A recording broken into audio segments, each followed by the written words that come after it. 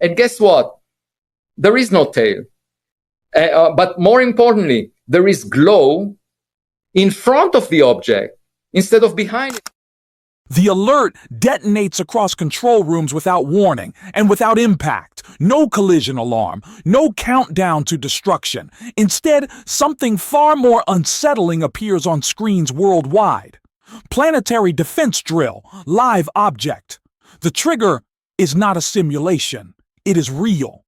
An interstellar object labeled 3Y Atlas is tearing through the inner system at a velocity that leaves no room for hesitation. Within seconds, observation protocols are abandoned. Rehearsal mode is activated globally, not on paper, but in real time, against a body that was never supposed to be here. Across multiple continents, telescopes snap into synchronized lock. Arrays in Chile, Hawaii, and the Canary Islands pivot simultaneously, feeding raw data into systems designed for worst-case scenarios. Orbital models begin to compress, uncertainty shrinking by the minute, but not fast enough.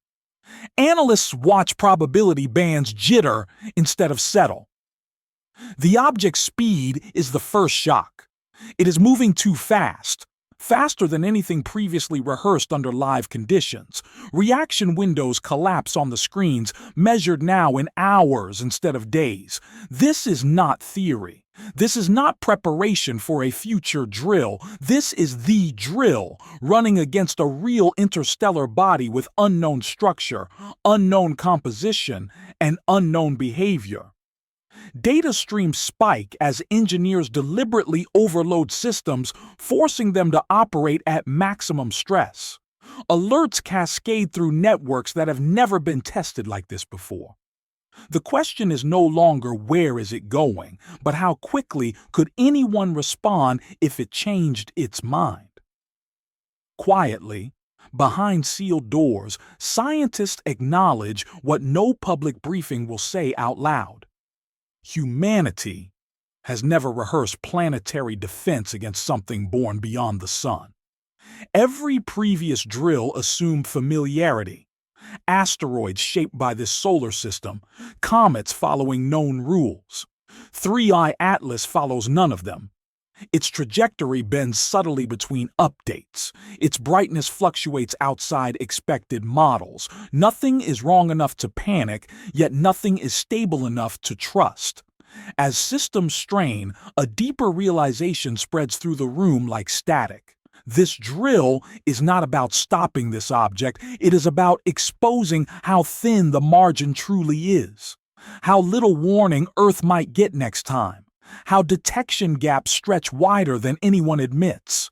The rehearsal itself becomes the headline not because it failed, but because it was necessary at all.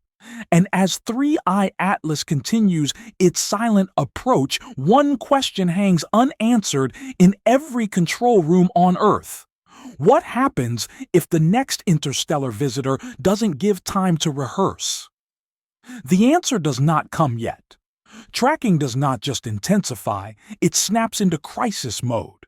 What was once routine monitoring becomes full triangulation in a matter of minutes as 3I Atlas crosses invisible checkpoints drawn only in classified simulations.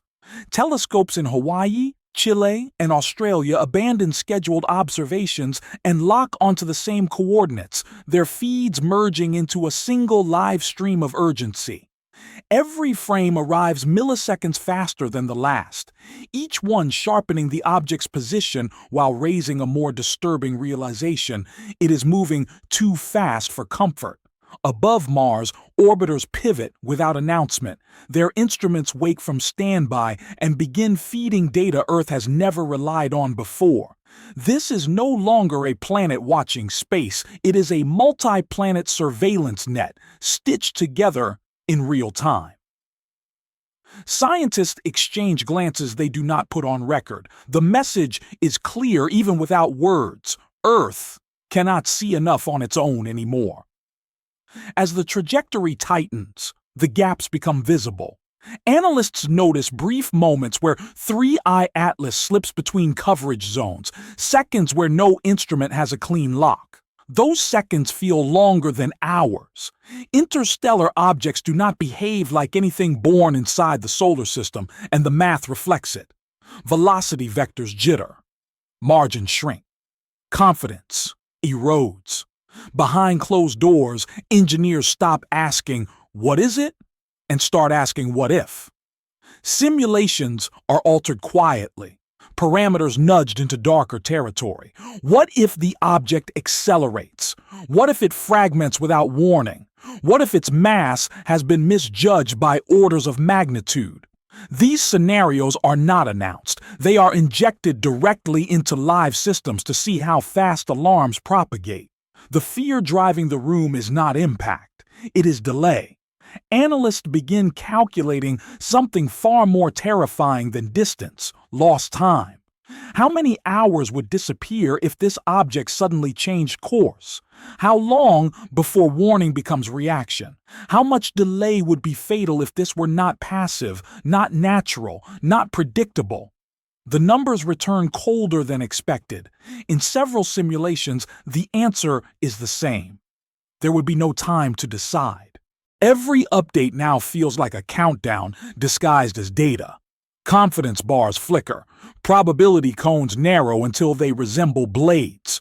Early detection, once treated as a solved problem, reveals itself as brittle, dependent on luck, alignment, and cooperation across planets. The tracking holds. For now. But as the final data packet from Mars syncs with Earth's models, a discrepancy appears, small, unexplained, and growing. A deviation too subtle to name, yet too persistent to ignore. And as engineers lean closer to the screens, one question takes over the room. If this is what full visibility looks like, what happens when something arrives that refuses to be seen? The moment the drill reaches its core, the atmosphere inside control rooms shifts from focused to severe. Autonomous defense systems are no longer observing, they are reacting. Meerkat switches into full surge mode, devouring live telescope feeds faster than human teams can track them. Simulated alerts fire without pause, cascading across global networks as if impact were hours away. Screens flash red, then amber, then red again. The system behaves as though the object has already changed its mind. Engineers stop speaking. They watch. Every alert is a question with no immediate answer. Aegis takes over the future itself. It splits reality into thousands of branches, running parallel Earths at once. In some projections, 3I Atlas accelerates without warning.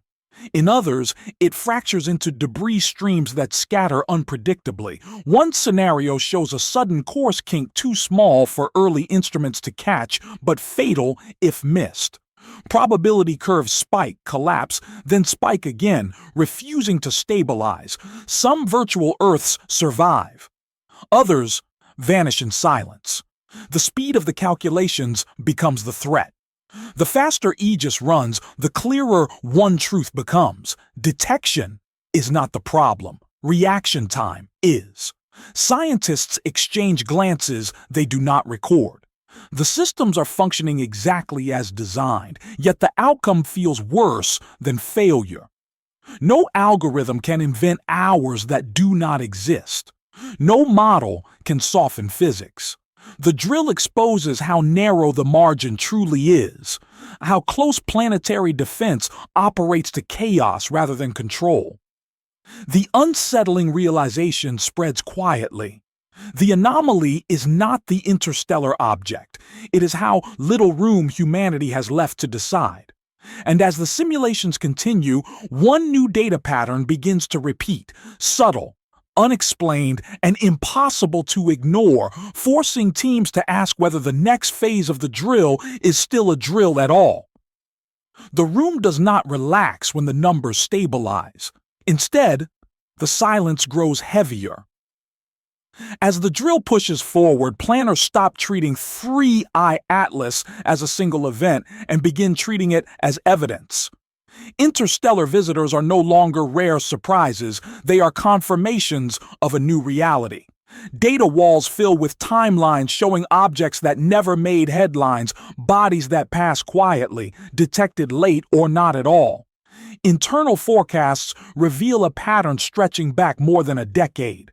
The shock is not that 3I Atlas exists. The shock is how many came before it unnoticed. Simulations begin to overlap. One name appears again and again, Apophis. Its 2029 flyby is no longer framed as a curiosity or media moment. Inside the drill, it is treated as a psychological breaking point. Models show an asteroid bright enough to be seen with the naked eye, crossing the sky above major population centers. Analysts note a hard truth: visibility changes everything. When people can see a threat, fear accelerates faster than facts. Confidence in science becomes as critical as accuracy. Officials rehearse statements that may never be spoken publicly. Every word is tested for tone, timing, and fallout. Say too little, and panic fills the gap. Say too much, and trust collapses under uncertainty. Defense specialists study past disasters, not impacts, but misinformation spirals. They know debris does not need to fall to cause damage. Fear alone can destabilize economies, governments, and cooperation between nations. The drill shifts shape. It is no longer just about orbits and probabilities. It becomes a stress test of belief. Can the public trust warnings without seeing proof? Can leaders act before certainty exists? Scientists watch social response simulations spike as quickly as impact curves. In some scenarios, panic spreads faster than any asteroid ever could. Behind closed doors, a darker question surfaces. What happens if tracking succeeds, but response does not? What if detection is perfect, yet time runs out anyway? The models show moments where every system works as designed and still fails. The gap is not technology, it is decision speed. As planners stare at the projections, one realization settles in. The future is no longer distant. It is approaching on known dates with known names and unknown consequences. And just as this thought locks into place, a new simulation queue opens, flagged urgent, unresolved, and still running, signaling that the next phase of the drill is about to begin. The moment simulations reach the deflection phase, the tone inside control rooms hardens. There is no debate about if action is needed, only how late is too late. Engineers stop calling the tools experimental and start calling them delayed. Kinetic interceptors, gravity tractors, and rapid response launch windows are run again and again under compressed timelines. In nearly every run, a single variable decides the outcome: hesitation. When commands are delayed by hours, outcomes collapse. When they are delayed by days, models show cascading failure, fragmentation, unpredictable trajectories, and impact zones spreading across continents.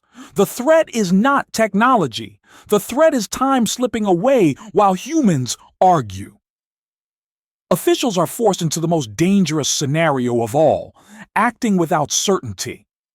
In closed-door sessions, leaders rehearse authorizing deflection with incomplete data. Knowing a wrong decision could redirect destruction instead of preventing it. The drill strips away comforting myths about perfect information. Scientists admit that by the time certainty exists, it may already be too late to act.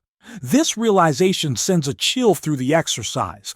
Planetary defense, they conclude, must operate in the fog, making irreversible choices based on probability, not proof. Every simulation delivers the same verdict. Waiting for confirmation is the fastest path to catastrophe. What haunts the drill is memory.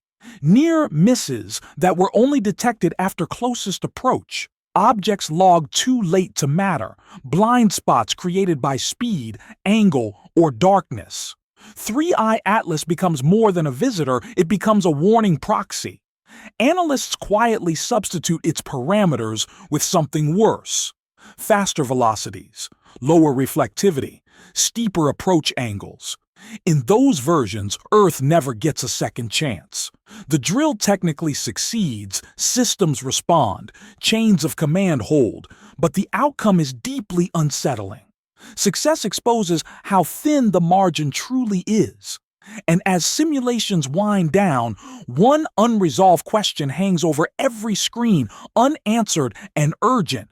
What happens when the next object doesn't give humanity time to rehearse? The moment 3i Atlas slips past Earth's danger zone, no one celebrates. Screens remain lit, consoles stay manned. The object is gone, but the systems refuse to stand down. Across multiple agencies, simulations continue into January as if the interstellar body were still inbound, its ghost trajectory haunting every calculation. Scientists publicly call it routine wrap-up, yet internally they flag anomalies that refuse to settle. Timing mismatches, micro-deviations, signal noise that does not match expected decay patterns. What unsettles them most is not what 3i Atlas did, but what it proved.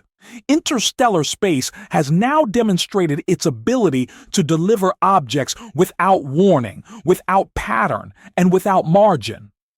Detection windows are replayed frame by frame, exposing how easily minutes could vanish in a real event. Engineers quietly adjust alert thresholds downward, admitting that the old assumptions are no longer safe. New targets already populate the tracking queue, faint, fast, poorly behaved points of light that were once ignored as background clutter. Now, each one is treated as a potential rehearsal that no one asked for.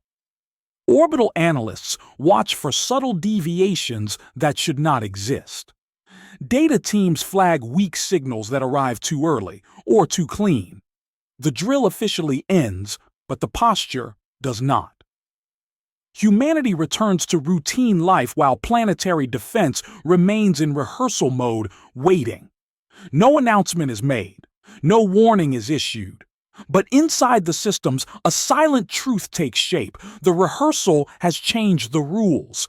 And somewhere beyond the edge of detection, something else may already be on its way, forcing the next phase to begin.